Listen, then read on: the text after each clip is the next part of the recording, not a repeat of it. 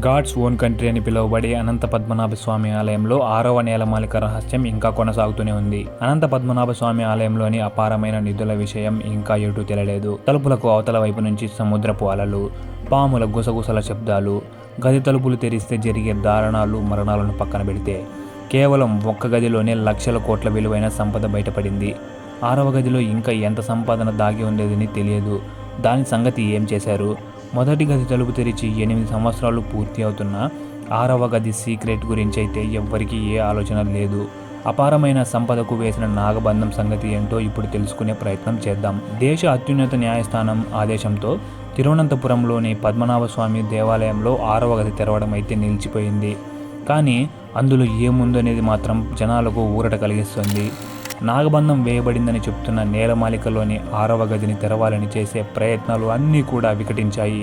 అసలు ఆ ప్రయత్నం చేయడం వల్లనే రాష్ట్రంలో అరాచకం కొనసాగుతుందని, ఎన్నడూ ఎరుగని ప్రకృతి బీభత్సాలు, అయ్యప్ప దేవాలయంలో అలజడులు, స్థిరమైన ప్రభుత్వాలు లేకపోవడం లాంటివి జరిగిపోతున్నాయన్న ప్రచారాలు అయితే ఊపందుకుంటున్నాయి. కానీ ఏం జరుగుతుందో ఎవరికీ తెలియదు. కేరళలో ఈ దశాబ్ద కాలంలో జరిగిన అనేక ఘటనలకు కారణం 8 ఏళ్ల క్రితం నేలమాళిక తెరవడమే అని జనం బలంగా నమ్ముతున్నారు. అప్పట్లో ప్రత్యేకంగా ఏర్పాటు చేయబడిన కమిటీ నివేదిక వచ్చేదాకా చీమ చెట్టుకుమన్న అలర్ట్ అయ్యేలా సాంకేతిక పరికరాల పర్యవేక్షణలో లక్షల కోట్ల విలువైన అపారమైన సంపద మరోసారి చీకటి గదిలోనే బందీ అయింది. లక్ష్మీదేవి సమక్షంలో 5 తలల శేషుపై పయనిస్తున్న విష్ణుమూర్తి హాయిగా పాలిస్తూ కనిపిస్తారు. 2011లో మొదటి గది తెరిచిన తర్వాత విష్ణువు మూల విరాట్గా ఉన్న తిరువనంతపురం పద్మనాభ స్వామి ఆలయం గురించి బాగా ప్రచారం జరిగింది. ఆలయంలో వెలకట్టలేని సంపద గురించి ప్రపంచవ్యాప్తంగా తెలిసిపోయింది. ఆ ఒక్క కేంద్రంలోనే నేలమాళికలో $22 బిలియన్ సంపద, ప్రపంచంలోనే అత్యంత సుసంపన్నుడైన దేవుడిగా అనంత పద్మనాభ స్వామి నెంబర్ 1 స్థానంలో నిలిచాడు. ఇన్నాళ్ళు శ్రీ వెంకటేశ్వరుడు సంపద కలిగిన దేవుడిగా పరిగణించిన వారంతా లక్షల కోట్ల సంపద కలిగిన లక్ష్మీనారాయణుడే సుసంపన్నుడని ఒప్పేసుకున్నారు. ఒక గదిని తెరవడంతోనే ఇన్ని సంచలనాలు నమోదైతే ఇంకా తెరవని 6వ గదిలో ఇంకా ఎంత సంపద దాగి ఉందో అన్న విషయం జనంలో హాట్ టాపిక్గా మారింది. ఇంతకీ ఇంత సంపద పద్మనాభుని దగ్గరికి ఎలా వచ్చింది? అందుకు ఎన్నో కథలు ప్రచారంలో ఉన్నాయి. అవేంటో చూసే ప్రయత్నం చేద్దాం. చరిత్రలో దొరికే ఆధారం బట్టి 14 నుండి 15 శతాబ్దాల కాలంలో యూరప్ దేశాల నుండి మన దేశానికి ఓడలలో రాకపోకలు ఉండేవి. చాలా దేశాల వారు మన దేశంలో సుగంధ ద్రవ్యాల వ్యాపారం చేసేవారు. ఇప్పటికీ కేరళలోని మలబార్ తీరానికి వారి ద్వారా అనంతమైన సంపద వచ్చి చేరిందని, ఈ ప్రాంతాన్ని పాలించిన విజయనగర రాజులు, చెరరాజులు, పుర ప్రముఖులు, సాధారణ ప్రజలు కలియుగం ప్రారంభమైన తొలి రోజునే ఇక్కడ స్వయంభుగా వెలసిన పద్మనాభ స్వామికి కానుకలు సమర్పించుకునేవారని, అలా సమర్పించుకున్న కానుకలు గుట్టలు గుట్టలుగా పేరుకుపోవడం మొదలైందట. తర్వాతి కాలంలో పద్మనాభుని నిధులను రాజులైన టిప్పు సుల్తాన్ లాంటి వారి కన్ను పడడంతో అప్పటికే పాలించే మార్తాండవర్మ తీసుకున్నారట. అత్యంత ప్రాచీనమైన ఈ గుడిని ఆయన హయాంలోనే, అంటే 18వ శతాబ్దంలోనే పునర్నిర్మాణం జరిపారు. అందుకోసం వారి కట్టడాలు జరిపేందుకు వందల ఏనుగులు, వేలాది సైనికులను వినియోగించుకున్నారు.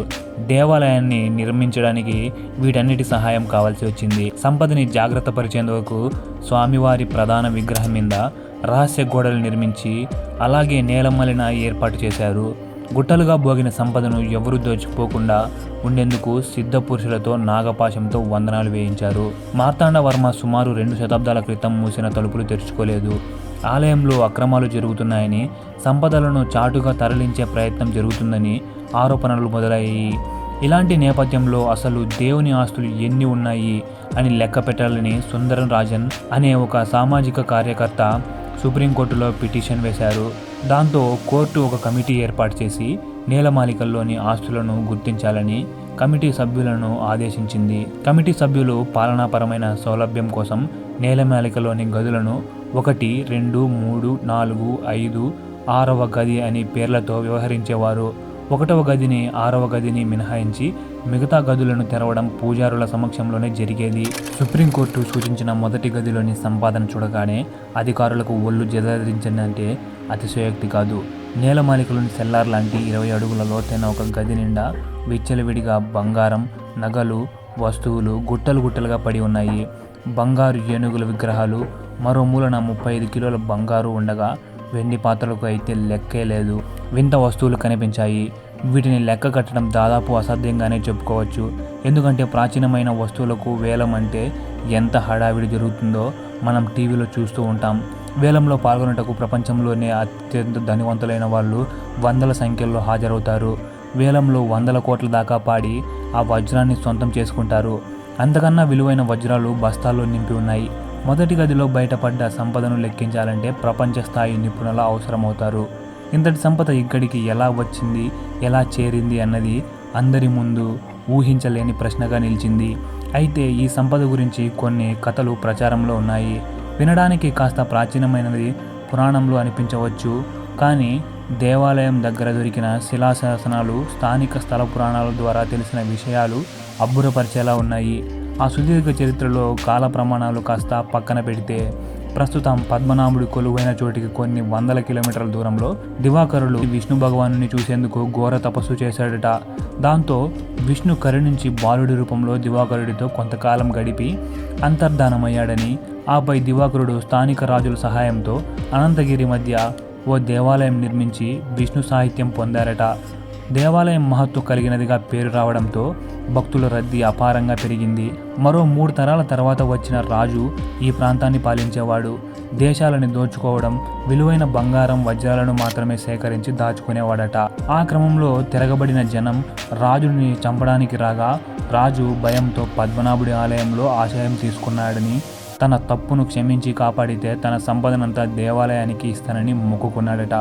విచిత్రముగా అతనిని వెంటాడి వచ్చిన జనం దేవుడి మీద గౌరవంతో రాజుని వదిలేశారని, దాంతో ఆ క్రూరుడైన రాజు అన్నమాట ప్రకారం తాను దోచుకున్న కొన్ని లక్షల కోట్ల విలువైన సొత్తును దేవుడికి సమర్పించుకొని సాధారణ జీవితం గడిపేశాడట. ఇప్పుడు బయటపడిన నిధుల నిక్షేపాలు ఆ రాజు దేవుడికి అర్పించినవేనని పురాణాలు చెబుతున్నాయి. ఆ తర్వాత వచ్చిన మార్తాండవర్మ భక్తుల రద్దీకి తగ్గట్టుగా దేవాలయాన్ని విస్తరించారు. దేవాలయం నభూతో నభవిష్యత్ అన్న చందంగా ఆలయ నిర్మాణం సాగింది.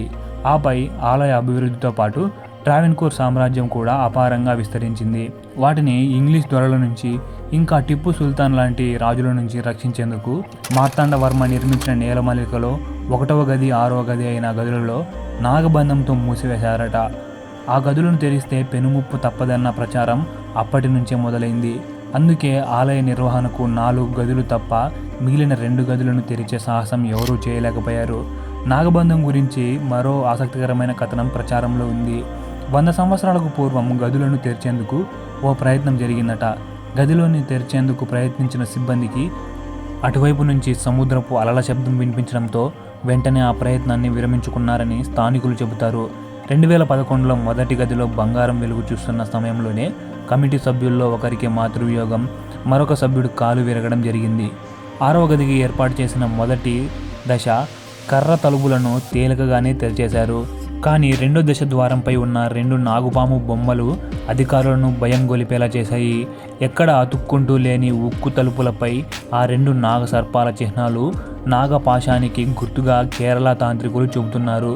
మరోసారి ఈ విషయంపై సమీక్షించి 5గురు సభ్యులతో మరో కమిటీ వేసింది. 6వ గదిని తెరవడానికి ఆపివేసి తెరచిన మొదటి గది ఆస్తులు గుర్తింపు, వాటిని భద్రపరిచే చర్యలను గుర్తించాల్సిందిగా కోరింది. కమిటీ సూచన మేరకు 6వ గదిని తెరవడంపై తుది నిర్ణయం తీసుకోవడం జరుగుతుందని వెల్లడించింది.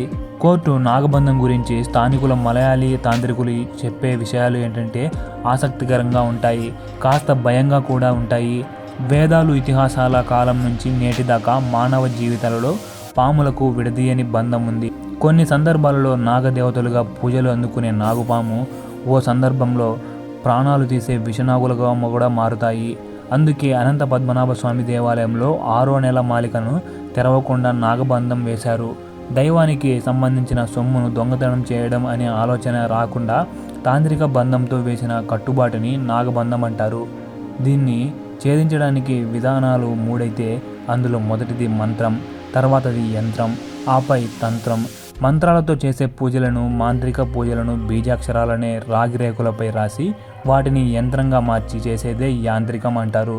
అపారమైన నిధులు, నిక్షేపాలను కాపాడుకునేందుకు తంత్ర పూజలను నిర్వహించి తలుపులపై కనిపించే 2 నాగులకు నాగాక్షయ మంత్రం శక్తులను నింపి చూస్తేనే భయం కలిగించేలా ఏర్పాటు చేసిందే ఈ నాగబంధం. సంపూర్ణమైన 64 ఉపచారాలు తంత్ర విధానంలో చేశాక తలుపులకు ఉన్న నాగులను శక్తిని క్షిప్తం చేసి నాగబంధం వేస్తారు. ఇలాంటి శక్తులు ఆ రోజుల్లో ఉండేవి కాబట్టి సిద్ధపురుషులు తమకు తెలిసిన మంత్ర విధానంతో తాంత్రికం ఉపయోగించగలిగారు.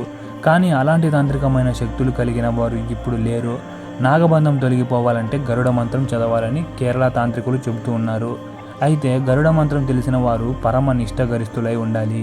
ఎక్కడా చిన్న పొరపాటు కూడా సంభవించిన వినాశనానికి దారితీస్తుందని ప్రాచీన గ్రంథంలో రాయబడి ఉంది.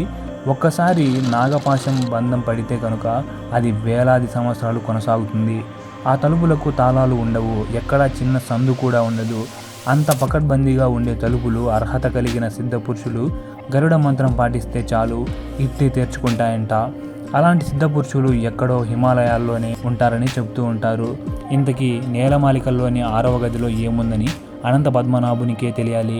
ఫ్రెండ్స్, ఈ వీడియో కనుక మీకు నచ్చితే లైక్ చేసి మీ ఫ్రెండ్స్కి షేర్ చేయండి. అలాగే మీరు మన ఛానల్ను మొదటిసారి చూసినట్టయితే మన ఛానల్ను సబ్స్క్రైబ్ చేసుకొని పక్కనే ఉన్న బెల్ ఐకాన్ను యాక్టివేట్ చేసుకోండి. Thank you for watching.